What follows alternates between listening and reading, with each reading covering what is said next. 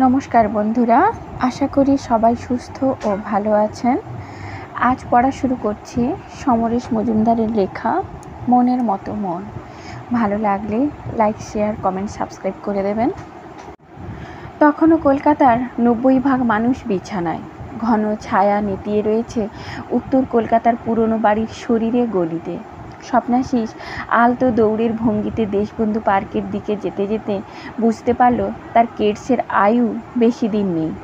আজকেই যদি আবার সেলাই ছিঁড়ে যায় তাহলে বেকায়দায় পড়তে হবে। পকেটে মাত্র 10টা টাকা পড়ে আছে। মাস শেষ হতে 8 দিন বাকি। দৌড় বন্ধ করে সাবধানে হাঁটতে লাগলো সে। পিতৃদেব হুকুম জারি করেছেন 18 বছর বয়স হয়ে যাওয়ার পর হাত খরচ বাবদ মাসে 60 টাকা দেবেন তিনি। এছাড়া কলেজের মাইনে, 4 বেলা খাবার আর বছরে 2টো শার্ট আর প্যান্ট। স্বপ্নাশিসের দাদা দেবাশিস খুব নরম প্রকৃতির। এবার এমবি দিচ্ছে। নিরীহ গলায় জিজ্ঞাসা করেছিল, কিন্তু আন্ডারগার্মেন্টস ছাড়া বাইরে বের হওয়া যাবে না যে? পিতৃদেব তার প্রথম সন্তানকে অত্যন্ত স্নেহ করেন। দেবাশিস স্কুলে বরাবর প্রথম হতো। জয়েন্টে ভালো নম্বর পেয়ে মেডিকেলে ভর্তি হয়েছিল। মায়ের ইচ্ছে ছিল তার এক ছেলে ডাক্তার হবে। সেই ইচ্ছে পূর্ণ হতে চলেছে দেবাশিসকে ঘিরে। তাই পিতৃদেব কোনো কথায় আপত্তি থাকলেও বাধ্য হয়ে মেনে নেন। সেটা বোঝা যায় তার পা নাচানোর ভঙ্গিতে। স্বপ্নাশিস বললে হুঙ্কার দিতেন, কেন তোমাকে কড়কড়ে 60 টাকা দেওয়া হচ্ছে না? কিন্তু বড় ছেলে বলে কথা। অবশ্য দেবাশিস এমন নরম গলায় কথা বলে যে চমৎকার সারল্য ফুটে ওঠে। দেশবন্ধু পার্কে ঢুকে স্বপ্নাশিস চারপাশে তাকালো। এর মধ্যে দলে দলে লোক মাঠের চারপাশে চক্কর মারছে। বেশিরভাগ হয় রোগা, নয় বেশ মোটা। আর 40 পার হওয়াদের সংখ্যা দিন দিন বাড়ছে। মেয়েদের একটা দল হাঁটছে যাদের সম্পর্কে সুব্রত বলেছিল একেবারে কাল নাগিনী। কাছাকাছি কাউকে ওদের দিকে তাকাতে দেখলেই বলে, চোখ গেলে দেব। স্বপ্নাশিসের বাড়িতে মহিলা বলতে কেলোর মা। জ্ঞান হবার পর থেকে সে ওকে একই চেহারায় দেখে আসছে। ভোরবেলায় হুটহাট শব্দ করতে করতে বাড়িতে ঢোকে চেলা কাঠের মতো শরীর নিয়ে। সকাল 10টার মধ্যে কাজ শেষ করে ফিরে যায়। আবার বিকেলে আসে ঘন্টা 3-এর জন্যে। শীত বর্ষায় কামাই করতে দেখেনি কোনোদিন। একটু রেগে গেলে চিৎকার শুরু করে এই বলে, তোদের জন্মাতে দেখলাম। অতএব মহিলারা কেন চোখ গেলে দেবার ভয় দেখান তার স্বপ্নাশিসের জানা নেই। তবে মাঝে মাঝে জানতে খুব ইচ্ছে হয়। আচ্ছা, খুব বিনীত ভঙ্গিতে সামনে গিয়ে ওদের নমস্কার করে যদি কারণটা জিজ্ঞাসা করে তাহলে কি খুব খারাপ ঘটনা ঘটবে? স্বপ্নাশিসের যেহেতু সাহস কম, তাই সে চুপচাপ মাঠে নেমে পড়ল। দেশবন্ধু পার্কের ভেতরে তখন বেশ কয়েকটা দল অনুশীলন শুরু করেছে। দৌড় থেকে শুরু করে ক্রিকেট কি নেই। দূর থেকেই দেখতে পেল হরিমাধবদা ব্যাট করছে। 4 জন বোলারের মধ্যে সুব্রতও আছে। তাকে দেখতে পেয়ে হরিমাধবদা খিচিয়ে উঠলেন, এই যে নবাব পুত্তুর, এতক্ষণে আসার সময় হলো? জীবনে বড় ক্রিকেটার হতে পারবি না। স্বপ্নাশিস জবাব না দিয়ে মুখ নিচু করল। হরিমাধব আবার চিৎকার করলেন, কৈফিয়ত না দিলে আজ তোকে আমি ব্যাট ধরতে দেব না। তোদের জন্য আমি এখানে 5টা থেকে অপেক্ষা করছি, আর তোরা বিছানায় গড়াগড়ি খাচ্ছিস।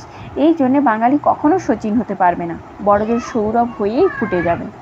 হরিমাধব যে কথাগুলো বলেছিলেন তা মাঠের পাশ দিয়ে হেঁটে যাওয়া প্রাতঃভ্রমণকারীদের কানে যাচ্ছিল। সকৌতুকে স্বপ্নাশিসকে দেখছিল তারা। স্বপ্নাশিস কোনো মতে বলতে পারল, আর কখনো দেরি হবে না, 5:30টার মধ্যে আসবো। হরিমাধব জিজ্ঞাসা করলেন, এখন কটা বাজে? স্বপ্নাশিসের হাতে ঘড়ি নেই। সুব্রত ঘড়ি দেখে বলল, 5:31:35। তুই একটা ইডিয়েট স্বপ্ন। এস, তুমি একটা গর্ধ। তোমার অপোনেন্ট তোমাকে ব্লাফ দেবে আর তুমি বোকা হয়ে সেটা গিলবে। কেন আমার মুখের উপর বলতে পারলি না আপনি ভুল করছেন, আমি ঠিক সময়ে এসেছি? প্রোটেস্ট করতে শিখবে কবে? স্বপ্নাশিসের আফসোস হচ্ছিল। হরিমাধবদা তাকে এমন বোকা বানাবেন আগে তা সে ভাবতে পারেনি। বাড়ি থেকে বের হবার সময় সে ঘড়ি দেখেনি। ধমক শুনে সে বিশ্বাস করেছিল সত্যি সত্যিই তার দেরি হয়ে গেছে। কি কাণ্ড! হরিমাধবদা ডাকলেন, ধর। সুব্রত আজ মাপা লেংথে বল ফেলছে, কিন্তু ওই বল থেকে তোকে রান তুলতে হবে। ধর, 12 বলে 20 রান, ফেস কর। স্বপ্নাশিস ভাবল প্যাড পরার অনুমতি নেবে কিনা। নেটে প্যাড পরতে বলেন হরিমাধবদা, কিন্তু ভোরবেলা এই প্র্যাকটিস সেটটা পছন্দ করে না। বলেন বলটা ব্যাট দিয়ে মারার জন্য। যদি তোর পায়ে বোলার বল ঠোকে তাহলে LBW হয়ে যাচ্ছিস তুই। না না, ফ্রন্ট ফুট থিওরি আমি ভোরবেলায় মানব না। পা দিয়ে লোকে ফুটবল খেলে, ক্রিকেট নয়। প্যাড না পরার জন্যে যদি উন্ডেড হও সেটা তোমার পাওনা। অতএব স্বপ্নাশিস ব্যাট হাতে তৈরি হলো। হরিমাধবদা চলে গেছেন বোলার এন্ডে।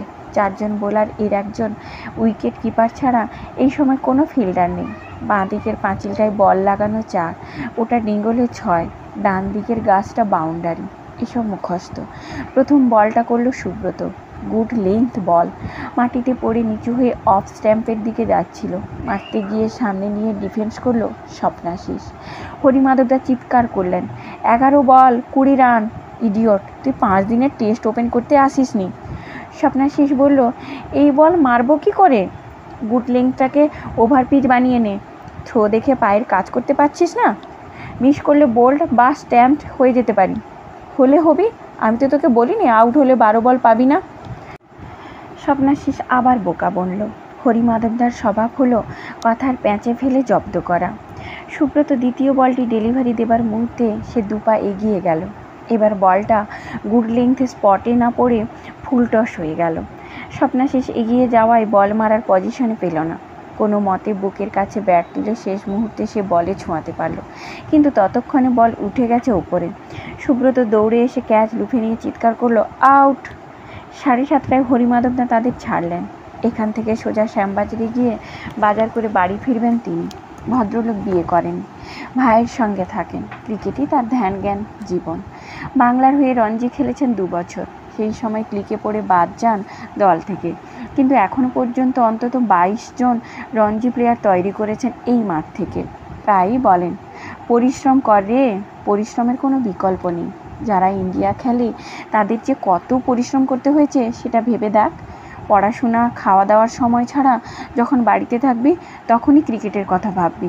একজন বোলার তোকে ফাঁসাতে চাইছে, কিন্তু তুই কখনো তার ফাঁদে পা দিবি না। অফ স্ট্যাম্পের বাইরের বল আর মুখ কুটকুট করা কচু তোদের কাছে এক জিনিস বলে মনে করবি। এমনিতে তোরা বেশি বয়সে শুরু করেছিস, এবার যদি বেঙ্গলের ডাক পাস তাহলে পারফরমেন্স দেখাতে হবে। হরিমাধবদা যে টিমকে কোচ করেন সেই টিমেই ওরা খেলে। গত বছর প্রথম সুযোগ পেয়েছিল সে। মোট 4টে ম্যাচ খেলে এভারেজ 30। এবার প্রতিটি ম্যাচে খেলাচ্ছেন হরিমাধবদা। ঠিক এবার লিগে 3 নম্বরে, 4টে সেঞ্চুরি হয়ে গেছে এর মধ্যে। খবরের কাগজে ছবি বেরিয়েছিল 4 বার। পিতৃদেব সেই ছবি দেখতে পেয়ে ডেকে পাঠিয়েছিলেন। তোমার নাম লিখেছে, একই নামের 1000 লোক থাকতে পারে, ছবিটা তোমার কিনা দেখো। মাথা নিচু করেছিল স্বপ্নাশিস। হ্যাঁ, ছেলের ছবি খবরের কাগজে ছাপা হলে বাবা খুশি হয়, কিন্তু আমি বুঝতে পারছি না আমার কি করা উচিত। কলেজের পর ক্রিকেট খেলো বলে তোমার দাদা আমাকে জানিয়েছিল, কিন্তু এ তো পেশাদার খেলা, সারাদিন পড়াশোনা জলাঞ্জলি দিয়ে মাঠে পড়ে থাকতে হয়। এসব যদি করো তাহলে ধরে নেব ভালো পয়সা পাচ্ছ, সামনের মাস থেকে হাত খরচা দেবার দরকার নেই। আশঙ্কিত স্বপ্নাশিস বলে উঠেছিল, আমি কোনো টাকা পাই না, তাহলে সময় নষ্ট করছো কেন? তোমার খবরের কাগজ যখন ছেপেছে তখন বুঝতে হবে পেছনে মোটা টাকা লেনদেন আছে। সারাদিন ধরে তোমাদের ওরা খাটিয়ে পয়সা দেবে না, এটা অন্যায়। কাল থেকে আর মাঠে যাওয়ার দরকার নেই, মন দিয়ে পড়াশোনা করো যাতে কলেজ থেকে বেরিয়ে একটা কাজকর্ম জোটাতে পারো। পিতৃদেবের এই নির্দেশের উপর কথা বলার সাহস স্বপ্নাশিসের ছিল না, তাই ক্রিকেট জীবন ওখানেই শেষ হয়ে যেত যদি দাদা দেবাশিস এগিয়ে না আসতো। বড় ছেলের কথা পিতৃদেব সাধারণত অর্ধেক মেনে নেন, এবারও তাই হলো। ক্লাস ফাঁকি দিয়ে খেলা চলবে না, রেজাল্ট খারাপ হলে খেলা বন্ধ করতে হবে। শেষমেশ তার বক্তব্য হতচ্ছাড়া ব্যাপার। একটা লোক দৌড়ে এসে বল ছুঁড়ছেন আর একজন ব্যাট হাতে সেটা হাঁকড়াচ্ছেন। কি বাহাদুরি! শরীরের কোনো কসরত নেই, শক্তি দেখাবার সুযোগ নেই, শুধু কয়েক গজের মধ্যে ছোটাছুটি করা। এই জন্যেই আমেরিকান, ফ্রেঞ্চ, জার্মান, জাপানিরা পৃথিবীতে যারা সভ্য বলে স্বীকৃত তারা ক্রিকেট খেলে না। কথাটা মনে ঢুকেছিল স্বপ্নাশিসের, বন্ধুদের সঙ্গে আলোচনাও করেছিল। ক্রিকেট খেলে England, West Indies, Australia, Bharat, Pakistan, Sri Lanka, কিছু কিছু দেশ এখন আসছে খেলতে। সাউথ আফ্রিকা একসময় খেলতো, মাঝখানে অচ্ছুত ছিল, আবার খেলছে। বাকি পৃথিবীতে কেউ গাওস্করের নাম দূরের কথা, ডন ব্র্যাডম্যানের নাম জানে না। সুব্রত একদিন কথার ছলে হরিমাধবদার কাছে প্রসঙ্গটা তুলেছিল। হরিমাধবদা এক মুহূর্তের জন্য উদাস দেখালো, তারপর মাথা নাড়লেন তিনি। এই যে দেশগুলোর নাম বললে তাদের সবার ক্ষেত্রে একটা মিল আছে, কি বলো তো? স্বপ্নাশীষ শুনেছিল ফরাসিরা ইংরেজি বলে না, জার্মানরাও প্রায় তাই, কিন্তু এই দেশগুলোতেও ইংরেজির চল আছে, আর ক্রিকেটের ভাষা ইংরেজি। সে এই উত্তর দিল। হরিমাধবদা বললেন, কিছুটা হলো। আসলে এইসব দেশই একসময় ইংরেজদের অধীনে ছিল, কলোনি বলতে পারো। ব্রিটিশরা ক্রিকেট খেলতো, তারা তাদের কলোনির মানুষদের খেলাটা শিখিয়েছে বলে সেখানে ক্রিকেটের চল হয়েছে। সুব্রত বলল, সেই ইংল্যান্ডকেই তো অস্ট্রেলিয়া ইন্ডিয়া হরদম হারাচ্ছে। সেটাই তো স্বাভাবিক। স্বপ্নাশীষ জিজ্ঞাসা করল, আমেরিকানরাও তো ইংরেজি বলে, সেখানেও ইংরেজরা গিয়েছিল 300 বছর আগে, তাহলে আমেরিকায় ক্রিকেট জনপ্রিয় নয় কেন?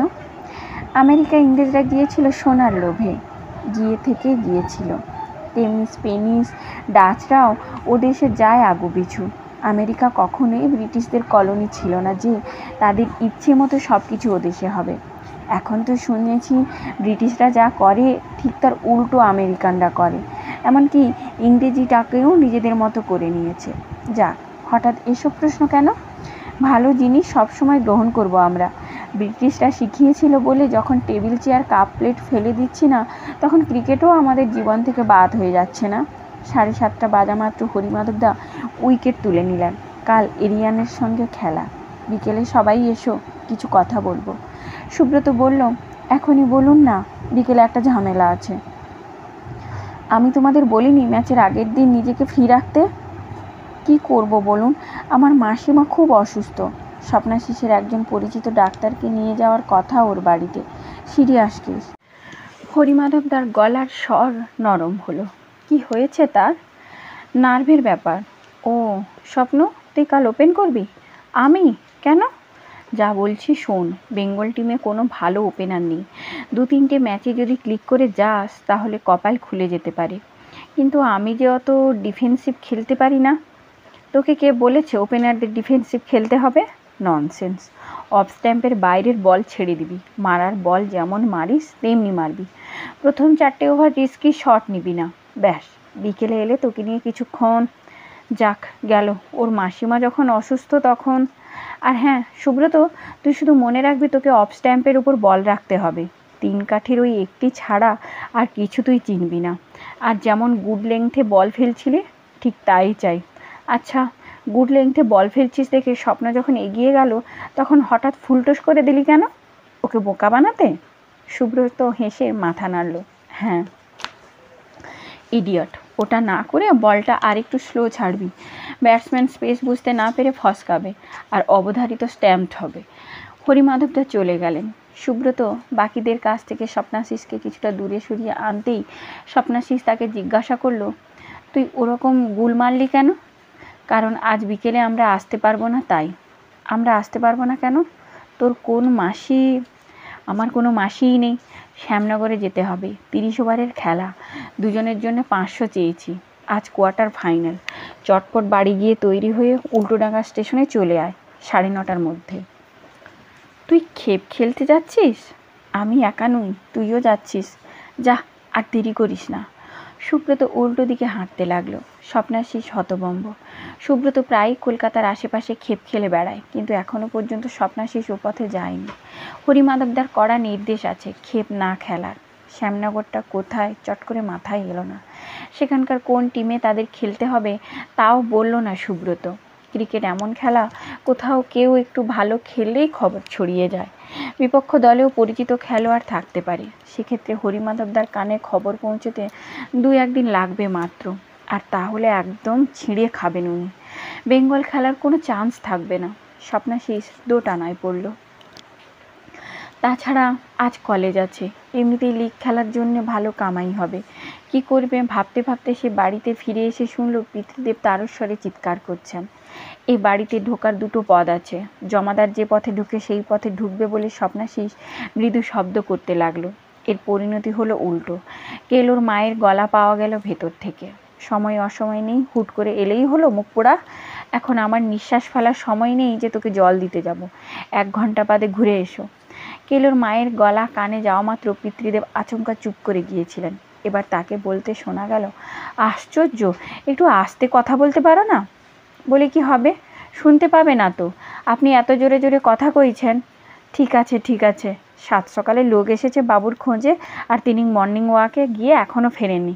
আমাকে বলে কি না যেমন করেই হোক আজ দুপুরে ক্লাবে পাঠিয়ে দেবেন। কেন, দুপুরে ক্লাবে গিয়ে আড্ডা মারবেন কলেজে ক্লাস করার বদলে? আসুক ওর দাদা, হেস্ত নেস্ত করব। মা মরা ছেলেটাকে বাবু বড্ড শাসন করেন। কেলোর মায়ের গলা শোনা গেল, মা তো আমারও মরে গিয়েছে কবে। মা মরা বলে আদিখ্যাতা করো না তো। এই করে বাঙালির 12টা বেজে গেল। এইভাবেই চললে 9:30 এখানেই বেজে যাবে। স্বপ্নাশিস ধীরে ধীরে সামনের দরজায় চলে এলো। পিতৃদেব বসে আছেন বাইরের ঘরের ইজি চেয়ারে, কেলোর মা অবশ্যই ভেতরের দাওয়ায়। দুজনের কথাবার্তা চলছে পরস্পরের মুখ না দেখে। এসব এ বাড়িতেই সম্ভব। পিতৃদেব খুব শান্ত ভঙ্গিতে বললেন, বসো। এই গলা অনেক কাল শোনেননি স্বপ্নাশিস। থতমত খেয়ে বলল, আজ্ঞে। আমি তোমাকে বসতে বলেছি, তবে ইচ্ছে করলে দাঁড়িয়েও থাকতে পারো। হ্যাঁ শোনো, তোমার সমস্ত বন্ধুবান্ধবদের বলে দেবে বাড়িতে এসে আমাকে যেন হুকুম না করে। হুকুম সহ্য করতে পারি না বলে জীবনে চাকরি করিনি, আন্ডারস্ট্যান্ড? স্বপ্নাশিস কিছু না বুঝেই মাথা নেড়ে হ্যাঁ বলল। কে তাকে কোথায় কোন ক্লাবে যেতে বলেছে সেই প্রশ্ন করার সাহস হলো না। তাড়াতাড়ি ভিতরে ঢুকে গেল, যেন হাঁপ ছেড়ে বাঁচল। এই বাড়ির ভেতরটা অদ্ভুত ধরনের। একটা ছোট্ট বাঁধানো উঠোন আছে, তার একপাশে রান্নার ঘর, বাথরুমটা উল্টো দিকে, উপরে পিতৃদেবের শোয়ার ঘর। পাশের ঘরটি তালা দেওয়া থাকে। ও ঘরে কোনো মূল্যবান জিনিস আছে কি না জানা নেই। জ্ঞান হবার পর থেকেই স্বপ্নাশিস ওই তালা দেখে আসছে। নিচের পাশাপাশি দুটো ঘরে ওরা 2 ভাই থাকে। পিতৃদেবের ঘরের জানলা থেকে তাদের ঘর দুটোর দরজা দেখা যায়। এ বাড়িতে রেডিও ছিল, এখন টিভি এসেছে। টিভি চলে যখন খবর হয়। কলকাতা দিল্লির খবরের পর চ্যানেল ঘুরিয়ে বিবিসি ধরা হয়। বিবিসি তো সারাক্ষণ পৃথিবীর খবর সাপ্লাই করছে। টিভির অপারেটর স্বয়ং পিতৃদেব। সিরিয়াল দূরের কথা, কোনো ফিল্ম আজ অবধি ওই টিভিতে দেখার সুযোগ হয়নি। টিভিটা আছে বাইরের ঘরে। শুতে যাওয়ার আগে পর্যন্ত পিতৃদেব ওখানে বসে থাকেন। ওয়ার্ল্ড কাপ বা ওই জাতীয় মধ্যরাতের খেলা স্বপ্নাশিস ওই টিভিতে চুরি করে দেখেছে। শব্দ একেবারে বন্ধ করে খেলা দেখা যে কি বিরক্তিকর সেই অভিজ্ঞতা হয়ে গেছে। জুতো খুলে উল্টে পাল্টে দেখছিল সে। আজ সুব্রতর কথা মতো গেলে নিশ্চয়ই কিছু টাকা পাওয়া যাবে। সিজনে ওরা তো ভালোই রোজগার করে, সেই টাকায় কি একজোড়া কিডস হবে? হরিমাধবদা জানলে অবশ্য 12টা বেজে যাবে। স্বপ্নাশিস হঠাৎ দরজায় ছায়া দেখে চমকে তাকালো। কেলোর মা দাঁড়িয়ে আছে অদ্ভুত মুখ করে। কি ব্যাপার, তোমার সঙ্গে খুব দরকারি কথা আছে খোকা। কেলোর মা ঘরে ঢুকে পড়ে বলল, কথাটা যেন কারো কানে না যায়। কি কথা? কেলোর সর্বনাশ হয়ে গেছে। সে কি, কি ব্যাপার? ওকে পেতনিতে ধরেছে। যা, তোমাদের যত কুসংস্কার। বস্তির লোক বলেছে বুঝি? এই দেখো চিঠি, ওর প্যান্টের পকেটে পেয়েছি। আজ যখন ঘুমাচ্ছিল তখন বের করে নিয়ে এসেছি। পড়ে শোনাও তো কি মন্তর দিয়েছে। কেলোর মা একটা ভাঁজ করা কাগজ এগিয়ে দিল। কাঁপা হাত থেকে সেটা নিয়ে খুলল Swapnashis. My darling, I love you. তোকে ছাড়া আমার দিল দেওয়ানা। মনে মনে পড়ছিল স্বপ্নাশিস। কেলোর মা ফিসফিস করে বলল, আমি শুনবো বললাম না, জোরে জোরে পড়ো। স্বপ্নাশিস বলল, প্রচুর বানান ভুল, ঠিকঠাক করে নাও না। লেখাপড়া শিখেছ কি করতে? মেয়েটা তো 4 ক্লাসের উপর পড়েনি যে ঠিকঠাক লিখবে। বিয়ে হয়েছিল যে গ্রামে, সেখানে সিনেমা হল নেই বলে ছাড়ান করে দিয়ে ফিরে এসেছে। পড়ো। স্বপ্নাশিস গড় গড় করে পড়তে লাগলো। My darling, I love you. তোকে ছাড়া আমার দিল দেওয়ানা। গত শনিবার তুই আমাকে গ্রেসের সিনেমা দেখালি। মনে হচ্ছিল আমি মাধুরী আর তুই অজয়। গলে লজ্জা। কিন্তু ডার্লিং, এভাবে কতদিন চলবে? মায়েরই বলছি, মরে যাব। তোর মা। স্বপ্নাশিস থেমে গেল। কেলোর মা সম্পর্কে খুব খারাপ কথা লিখেছে। সে নিচে তাকালো। তোমারা মাধুরী। কি হলো, থামলে কেন? কেলোর মা জানতে চাইল। ওই আর কি, আমাকে গালি দিয়েছে? না না, লিখেছে তোমার মাকে আমার খুব ভালো লাগে, খুব ভালো মানুষ। আমার বাবা তোমার মায়ের প্রশংসা করতো। বানিয়ে বানিয়ে বলল স্বপ্নাশিস। তা করবে না? যৌবনে আমার পেছনে ঘুরঘুর করতো সে, ব্যাস। হ্যাঁ, এইটুকুই। কি করা যায় বলো তো খোকা? কী আর করবে, গেল সপ্তাহে 2-3 দিন কাজ, নিজেরই চলে না, তাছাড়া ওই পেতনি ঘাড়ে চেপে সব শুষে নিচ্ছে। এবার ঘরে ঢুকলে আর দেখতে হবে না। এর আগে কত ছেলের ঘাড় মটকেছে তা কি বলবো, আজই আমি কুরুক্ষেত্র করব। খবরদার ও পথে যেও না, তাহলে কেলেও তোমার শত্রু হয়ে যাবে। তাই বলে এসব আমি মেনে নেব? ছেলেকে বোঝাও না। আচ্ছা, মেয়েটা কেমন দেখতে? যৌবনে কুকুরকেও দেখতে ভালো লাগে। মরণ, কার সঙ্গে এসব কথা বলছি, বাবু জানতে পারলে আমার ছাল ছাড়িয়ে নেবে। তা তুমি আমার ছেলের মতো, একটা পরামর্শ দাও, আমার বুকে আগুন জ্বলছে গো। কাঁদো কাঁদো মুখে বলল কেলোর মা। স্বপ্নাশিসের খুব মায়া হলো। সে বলল, আমাকে কদিন ভাবতে দাও, ততদিন চুপ করে থেকো। খুব সিরিয়াস ব্যাপার। অনেকে শুনেছি বাধা পেলে আত্মহত্যা করে। কেলো ছাড়া তোমার তো কেউ নেই। আচ্ছা, ওকে আমার সঙ্গে দেখা করতে বলো। আর এখন যাও, চটপট ভাত দাও। চিঠিটা আমার কাছে থাকলো। বাথরুমে ঢুকে গেল স্বপ্নাশিস, কিন্তু তার মাথার ভেতর চিঠির লাইনগুলো প্রবলভাবে থেকে গেল। কেলো সম্ভবত তারই বয়সী, শৈশবে ওর মায়ের সঙ্গে এ বাড়িতে আসতো। একটু আধটু খেলাধুলাও যে করেনি তা নয়। তারপর কেলোর মা ওকে কর্পোরেশনের স্কুলে ভর্তি করে দিয়েছিল। সে সময় বইপত্রের জন্য আসতো।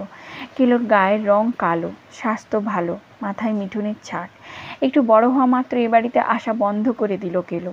জিজ্ঞাসা করলে ওর মা বলতো, দুঃখের কথা কি বলবো খোকা, বলে যে বাড়িতে ঝিগিরি করো, সে বাড়িতে আমাকে যেতে বলবে না, পাড়ায় আমার কৃষ্টি যাচ্ছে।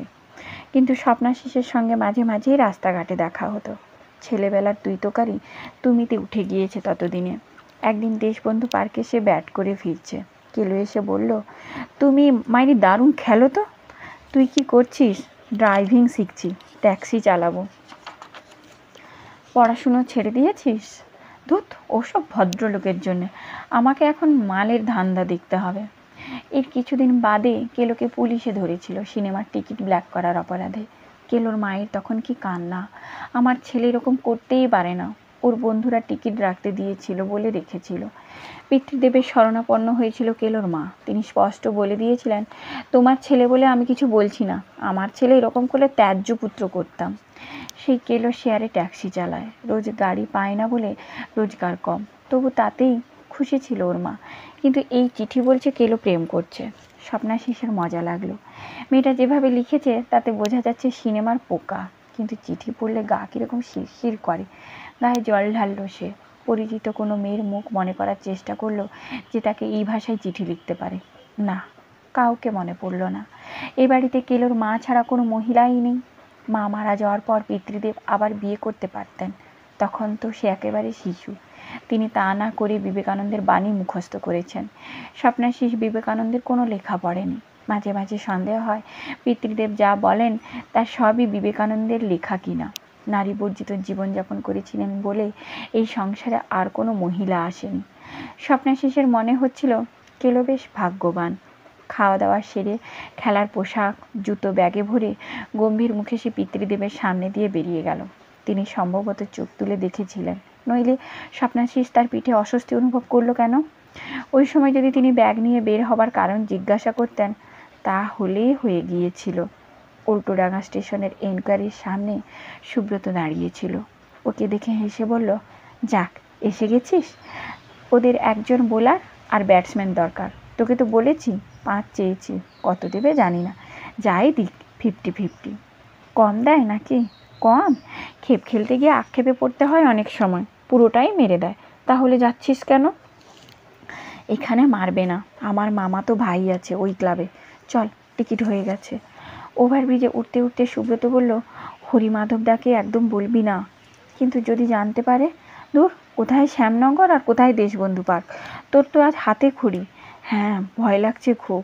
শোন, মিনিমাম 50 করতে হবে তোকে, তাহলেই আরও খেপ পাবি। আর বেঙ্গল খেলে ফেললে দেখবি দর উঠে গেছে হু হু করে। আমার চাই না। গাড়লের মতো কথা বলিস না। সেদিন বলছিলি কিডস কেনার টাকা নেই, আজই একটা হয়ে যাবে। তাহলে হরিমাধবদা যতদিন আছে ততদিন তুই ক্লাবের কাছে টাকা চাইতে পারবি না, অন্য ক্লাবে যাওয়াও সম্ভব নয়। বেঙ্গল খেলে মাল বানাবি কী করে? বছরে এরকম 20টা খেললে তবু ইজ্জত বাঁচবে। নৈহাটি লোকালে উঠে বসলো ওরা। সকালের ট্রেন ভিড়ের উল্টো দিকে যাচ্ছে বলে কামরায় বেশি লোক নেই। বসা মাত্র নজর গেল যার দিকে, তার চোখে রোদ চশমা, পরনও সালোয়ার কামিজ। হাতে মোটা বাঁধানো খাতা, উদাস ভঙ্গিতে জানলার ধারে বসে প্রকৃতি দেখছে চলন্ত ট্রেনে বসে। ওর চোখ দেখা যাচ্ছে না, কিন্তু নাক, ঠোঁট, চিবুকের গড়ন জানিয়ে দিচ্ছে সৌন্দর্য কাকে বলে। গায়ের রঙের সকালবেলার প্রথম রোদ মাখামাখি। সুব্রত চাপা গলায় ডাকলো, এই। সে মুখ ফেরাতে বলল, ওভাবে দেখতে নেই। কি সুন্দর না? বেল পাকলে কাকের কি? আমরা কাক, বুঝলে? ওহো, তুই আজ ওপেন করবি? সঙ্গে সঙ্গে চটকা কেটে গেল। মাথা খারাপ। তোকে হরিমাধবদা তো বলেইছে তাই। ওরা ওপেনার চাইছিল। এমনি টাকা দিচ্ছে নাকি? অফের বল ছেড়ে দিবি, ব্যাস। বেশি জ্ঞান দিস না। কি টিমে খেলবো, কাদের কার বিরুদ্ধে খেলবো কিছুই জানি না। জানতে হবে না। শোন, তোকে আর একটা কথা বলি। এই যে আমাদের টাকা দিয়ে নিয়ে যাচ্ছে, তার জন্য তো দলের দুটো রেগুলার প্লেয়ারকে তো বসতে হয়েছে। এই ব্যাপারটা অনেকের ভালো নাও লাগতে পারে। ওরা চেষ্টা করবে তোকে বেকায়দায় ফেলতে। যে বলে রান নেই, সে বলে রান নিয়ে তোকে রান আউট করে দেবে। এতে তো ওদের টিমের ক্ষতি হোক বোঝাতে চেষ্টা করবে বাইরে থেকে ভুসিমাল এনেছে টাকা খরচ করে। আমার বেলায় ক্যাচ ছাড়বে না, তবে 2-4টে বেশি বাউন্ডারি হয়ে যেতে পারে। এরকম অভিজ্ঞতা আমার এর আগেও হয়েছে। চুরি করে সিঙ্গেল নিতে যাবি না। সুব্রত সিরিয়াস হয়ে বোঝালো। স্বপ্নের শিশুর চোখ বারংবার তার দিকে চলে যাচ্ছিল। আচ্ছা, এই মেয়ে কি কাউকে চিঠি লেখে মাই ডার্লিং বলে? মেয়েরা বেশি সুন্দর হলে অল্প বয়সেই প্রেমিক তৈরি হয়ে যায়। নিশ্চয়ই এই মেয়ের কেউ না কেউ আছে। ভাবতেই মন খারাপ হয়ে গেল। সুব্রত বলল, দমদম এসেছে। কতক্ষণ লাগবে? 45 মিনিট। আমরা যেখানে নামবো তারপরেও ট্রেন যাবে? হ্যাঁ, নৈহাটিতে গিয়ে থামবে। তুই আজ ওপেন কর, দেখবি বেঙ্গল টিমে চান্স পেয়ে যাচ্ছিস। হরিমাধবদা খুব আশা করছে তুই বেঙ্গল টিমে থাকবি। সুব্রতর কথা শেষ হওয়া মাত্র স্বপ্নাশিস দেখল রোদ চশমা এদিকে ফিরল।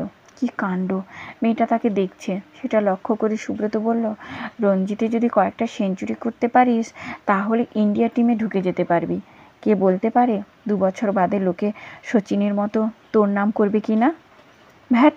স্বপ্নাশিসের মুখ থেকে শব্দটা ছিটকে বের হলো, সেই সঙ্গে মুখে রক্ত জমল। মাঝে মাঝে কল্পনায় সে এমন ছবি আঁকে একদিন স্বপ্নও দেখেছিল, কিন্তু সুব্রতর মুখে শোনা মাত্রই অসম্ভব বলে মনে হলো। অনেকদিন একা হাঁটতে হাঁটতে সে যে ছবিটা এঁকেছে তা এই রকম। রঞ্জিতের কয়েকটা সেঞ্চুরি করে ফেলার সুবাদে সে ইন্ডিয়া টিমে চান্স পেয়েছে। India versus Australia. প্রথমে ব্যাট করে অস্ট্রেলিয়া 260 তুলেছে 50 ওভারে। স্বপ্নাশিস ওপেন করছিল, কিন্তু মাত্র 15 ওভারে 5 উইকেট চলে গিয়ে ইন্ডিয়ার 30 রান। সবাই বুঝে গিয়েছে পরাজয় অবশ্যম্ভাবী। হঠাৎ তার মন শক্ত হলো। মনে মনে বলল, জাগো বাঙালি, ওয়ান বল করতে আসছে, সোজা মাথার উপর দিয়ে 6, লেগ অফ দিয়ে পরপর 4টে 4।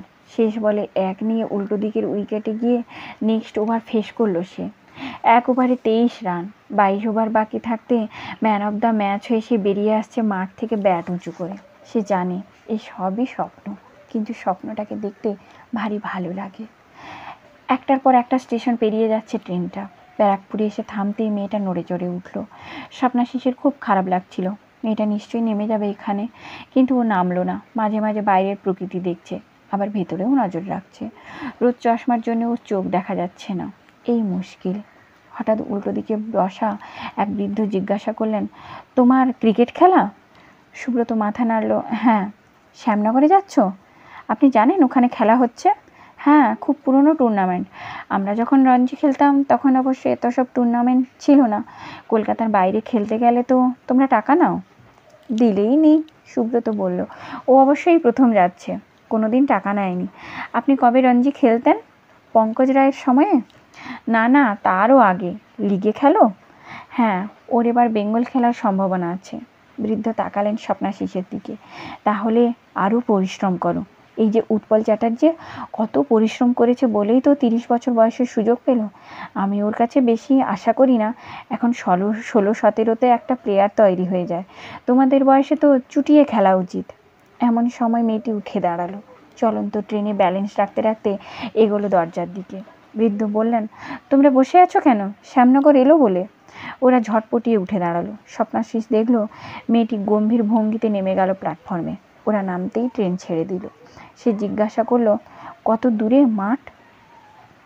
সুব্রত বলল, আমি জানি না। ভেবেছিলাম বাবলু আসবে আমাদের নিতে। প্রথমে মামার বাড়িতেই যেতে হচ্ছে। বাবলুটা কে? আমার মামাতো ভাই। কিন্তু বাবলুর দর্শন পাওয়া গেল। সে তার বন্ধুদের সঙ্গে নিয়ে এসেছে স্টেশনে। সুব্রত পরিচয় করিয়ে দেবার পর বাবলু তাকে একপাশে টেনে নিয়ে গেল। স্বপ্নাশিস দেখল বাবলুর কথা শুনে সুব্রত মাথা নাড়ছে খুব। শেষ পর্যন্ত অনুরোধে ঢেঁকি গিলল। রিকশায় বসে সুব্রত বলল, নিজের মামাতো ভাইকেও বিশ্বাস করা যায় না। কেন, কি করেছে? বলছি 400 টাকার বেশি দিতে পারবে না। ভেবেছিলাম ফিরে যাব, তারপর মনে হলো তাতে কি লাভ হবে, দিনটা নষ্ট করার চেয়ে যা পাওয়া যাচ্ছে তাই নেওয়া যাক। তুই 2.5 নিস, আমি 1.5 নেব। ঠিক আছে, সুব্রত বলল। যা দেবে 50-50 হবে। সাইকেলে চেপে বাবলুরা আগে আগে যাচ্ছিল। হঠাৎ স্বপ্নাশিস মেয়েটাকে দেখতে পেল। রাজদ্রোণীর মতো রাস্তার ধারে ঘেঁষে চলেছে। পাশ দিয়ে রিকশাটা যখন যাচ্ছিল তখন সে মুখ ফিরিয়ে তাকাতে মেয়েটি মুখ তুলল। এখন ওর চোখে রোদ চশমা নেই, চোখ দুটো আশ্চর্য সুন্দর। ওর চোখের দিকে তাকালে আয়ু 1 কোটি বছর বেড়ে যায় অনায়াসে। কিন্তু এই মেয়ে কি হাসতে জানে না? মুখে কোনো ভাঁজ পড়ল না স্বপ্নাশিসকে দেখেও। রিকশাটাও বেশ কিছুটা পথ চলে এলে সুব্রত বলল, তোর এই দোষ ছিল না। কি দোষ? পটেটোর। ভাগ, মফস্বল শহরের মেয়েদের দিকে ওভাবে তাকাস না। এখানকার লোক বাইরের মানুষকে মনে মনে অপছন্দ করে, অন্তত নিজেদের মেয়েদের ব্যাপারে তুই চুপ কর। স্বপ্নাশিস যা ভেবেছিল তা নয়। কাজের দিন হলেও প্রচুর দর্শক মাঠে। দুদিকে শামিয়ানা টাঙিয়ে টেন্ট হয়েছে। বেশ কিছু বয়স্ক মানুষ খেলা নিয়ে রীতিমতো সিরিয়াস। আলাপ টালাপ হওয়ার পর সে তার দলের ক্যাপ্টেনকে লক্ষ্য করছিল। গাওস্কর গাওস্কর ভাব। টসে হেরে ফিল্ডিং নিতে বাধ্য হতে ওরা মাঠে নামলো। মাঠের দুপাশ দিয়ে রাস্তা, বাড়ি। সুব্রত ভালো বল করেছে, তবু 30 ওভারে 180 রান তুলে ফেললো বিপক্ষ দল। ওরা নাকি 3 জন সিনিয়র ডিভিশনের খেলোয়াড় এনেছে। লাঞ্চে সুব্রত বলল, কিরে, পারবি তো? স্বপ্নাশিস খিচিয়ে উঠল। ক্রিকেট কি একজনের খেলা? তুই তো ভালো বল করলি, পারলি ওদের রান রুখতে। কম করে 50 রানে বেরিয়ে গেছে ফিল্ডিংয়ের দোষে। গায়স্কর একজন প্রৌঢ়র সঙ্গে এগিয়ে এলো। আমাদের আস্কিং রেট 6, অর্থাৎ পার বল 1 রান। একদম ঠুকে খেলা চলবে না, প্রথম থেকেই অল আউট যান। আপনি তো ওপেন করবেন, কথাটা খেয়াল রাখবেন। ইনিংস শুরু করতে নামলো স্বপ্নাশিস। ব্যাট হাতে যেতে যেতে সঙ্গীকে বলল, আমি কল না দিলে আপনি রান নেবেন না। অন্তত প্রথম কয়েকটা ওভার ধরে খেলতে চাই। ক্যাপ্টেন বলেছে অল আউট যেতে, কথা না শুনলে পরের ম্যাচে বসিয়ে দেবে। ছেলেটির কথা শুনে কাঁধ নাচালো স্বপ্নাশিস। কিছু বলার নেই, ছেলেটাই শুরু করলো। প্রথমেই 2 রান, দ্বিতীয় বলে LBW। সমস্ত মাঠ চুপচাপ, শুধু ফিল্ডাররা নাচছে। প্রথম ডাউন এসেই একটা রান নিল। চতুর্থ বল ফেস করার আগে মাঠ দেখে নিল স্বপ্নাশিস, এবং তখনই চোখে পড়ল তাকে। বোলারের পেছন দিকে বাড়ির ব্যালকনিতে দাঁড়িয়ে খেলা দেখছে। এতক্ষণ সে ফিল্ড করেছে, কিন্তু ওই বাড়ির দিকে তাকায়নি। গুড লেন্থ বল মাঝ ব্যাটে রাখলো সে। বাকি দুটো চমৎকার ঠেকিয়ে দিল। মনে মনে ঠিক করলো অটুট হবে না, এবং যতক্ষণ পারে উইকেটের এই এন্ডেই থাকবে। এদিকে থাকলে ওকে দেখা যাবে। 3 ওভারের 10 রান উঠতেই চিৎকার শুরু হলো। দর্শকরা চেঁচাচ্ছে, গাওস্করও। 8 রান করে 6 মারতে গিয়ে লোপা ক্যাচ দিয়ে 1 ডাউন ফিরে যেতে নতুন ব্যাটসম্যান এসে তাকে বলল, দেবীদা বলছেন মেরে খেলতে, এভাবে খেললে টিম হেরে যাবে। তাই বলে সুসাইড করতে হবে নাকি? দেখুন, টিম না জিতলে আপনাদের পেমেন্ট নিয়ে ঝামেলা হবে। মেজাজ খারাপ হয়ে গেল স্বপ্নাশিসের। ইচ্ছে করছিল এখনই মাঠ ছেড়ে চলে যেতে। হরিমাধবদা কেন খেপ খেলার বিরোধিতা তা বোঝা যাচ্ছে, কিন্তু মাঠ ছেড়ে গেলে বিশেষ একজন দর্শক কি ভাববে তাকে? স্বপ্নাশিস মুখ তুলল। যা, মেয়েটা ব্যালকনিতে নেই? ফুলটস বল দেখে সজোরে ব্যাট চালালো স্বপ্নাশিস। মিডন দিয়ে সোজা 6। হাততালি পড়ছে খুব। এবার গুড লেন্থ পড়ছে দেখে এগিয়ে গেল সে। ঠিক যেভাবে হরিমাধবদা বলেছিলেন সেইভাবে বলটাকে ফুলটস করে নিয়ে মারতেই আবার 6। এবার উল্লাস ছড়িয়ে পড়ল। স্বপ্নাশিস দেখল সম্ভবত চিৎকার শুনেই মেয়েটি ব্যালকনিতে এসে দাঁড়িয়েছে। দুটো 6 খেয়ে বোলার সম্ভবত ক্ষিপ্ত হয়েছিল। শর্ট পিচে প্রচণ্ড জোরে ঠুকলো বলটাকে। পিচে পড়েই তীব্র গতিতে বলটা উঠে এলো মাথা লক্ষ্য করে। পা মুড়িয়ে শরীর ছোট করে হুক করলো স্বপ্নাশিস। বলটা আকাশে উঠে যাচ্ছে। ফিল্ডাররা ছুটে যাচ্ছে ক্যাচের আশায়। সে ব্যালকনির দিকে তাকাতেই দেখল মেয়েটি বল দেখছে। যেন তার চোখের আকর্ষণে হাওয়ায় ভাসতে ভাসতে বলটা বাউন্ডারির বাইরে চলে গেল। 3 বলে 18 রান। সমস্ত চিৎকার ছাপিয়ে দেবুদা নামক প্রৌঢ়টির গলা ভেসে এলো, চালিয়ে যাও ব্রাদার। হঠাৎ মনে পড়ল রবি শাস্ত্রী 1 ওভারে 6টা ছক্কা মেরেছিল। তার চেষ্টা করতে দোষ কি? চতুর্থ বলটা বাউন্ডারি হয়ে গেল। 1 ওভারে 22। বোলারের সঙ্গে ওদের ক্যাপ্টেন আলোচনা করছে। ফিল্ডারদের ছড়িয়ে দেওয়া হচ্ছে মাঠের চারপাশে। স্বপ্নাশিস প্রচণ্ড জোরে ব্যাট চালাতে বল বোলারের মাথার উপর দিয়ে বুলেটের মতো ছুটে গেল। মাঠ পেরিয়ে সোজা নির্দিষ্ট বাড়ির দোতলার ব্যালকনিতে আছড়ে পড়ল সেটা। হই হই চিৎকারের মধ্যে সে মেয়েটিকে মুখে হাত চেপে বসে পড়তে দেখল। 5 বলে 28। কিন্তু সঙ্গে সঙ্গে গোলমাল শুরু হয়ে গেল। বেশ কিছু লোক মাঠের মধ্যে ঢুকে পড়ল। কয়েকজন বাড়িটার সামনে গিয়ে জানতে চাইল মেয়েটা কতখানি আহত। স্বপ্নাশিস ব্যাট হাতে দাঁড়িয়েছিল। বিপক্ষ দলের কয়েকজন তেড়ে এলো, জেনে শুনে মেরেছে। তখন থেকে লক্ষ্য করছিলাম বারবার ওই দিকে তাকাচ্ছে। ওর যদি কিছু হয় তাহলে জ্যান্ত কবরে যেতে হবে তোমাকে। এই সময় আর একটা দল দেখা গেল। দেবীদা চিৎকার করছিলেন, হচ্ছেটা কি? হ্যাঁ, হেরে যাবে বুঝে খেলা ভণ্ডুল করে দেবার মতলব? এ আমি হতে দেব না। আম্পায়ার কোথায়? এই যে মশাই, খেলা আরম্ভ করুন। আপনাদের কোনো ভয়েস নেই? আম্পায়ার দুজন পাশাপাশি দাঁড়িয়ে তাণ্ডব দেখছিলেন। পুলিশের অ্যারেঞ্জমেন্ট নেই। ভিড় সরাবে কে? আপনারা মাঠ থেকে পাবলিক বের করে দিন, আমরা খেলা শুরু করছি। সুব্রত চলে এসেছিল পাশে, চেঁচিয়ে বলল, ভয় পাস না। আশ্চর্য, আমার কি দোষ বলতো? দোষ নেই, তবে অত জোরে না মারলে পারতিস। মেয়েটা বোধ হয় এ পাড়ার নায়িকা, তাই কিছু পাবলিক খেপে গিয়েছে, সুব্রত মন্তব্য করল। ইতিমধ্যে জনতার কেউ উইকেট তুলে নিয়েছে, তার পেছনে একদল ধাওয়া করলো, আর তারপরেই ঢিল পড়তে লাগলো। দেবুদা ওদের সরিয়ে নিয়ে গেল শামিয়ানার নিচে, এবং তখনই পুলিশের জিপ এসে হাজির হলো। সঙ্গে সঙ্গে জিপটাকে ঘিরে এইসব শব্দাবলী বর্ষিত হতে লাগলো। মেরে ফেলেছে, অ্যাটেম্প টু মার্ডার, ইচ্ছে করে মেরেছে, ওদের সাপোর্টার না বলে প্ল্যান করে মেরেছে, কখনো নয়, অ্যাক্সিডেন্ট ইজ অ্যাক্সিডেন্ট। বাউন্ডারির বাইরে বা ভেতরের বল কারো শরীরে লাগলে ব্যাটসম্যান দায়ী নয়। আজ এই পর্যন্তই। পরের ভিডিওতে মনের মতো মনের দ্বিতীয় অংশ নিয়ে আসছি। ভালো থাকবেন, সুস্থ থাকবেন, আর লাইক, শেয়ার, কমেন্ট, সাবস্ক্রাইব করে দেবেন।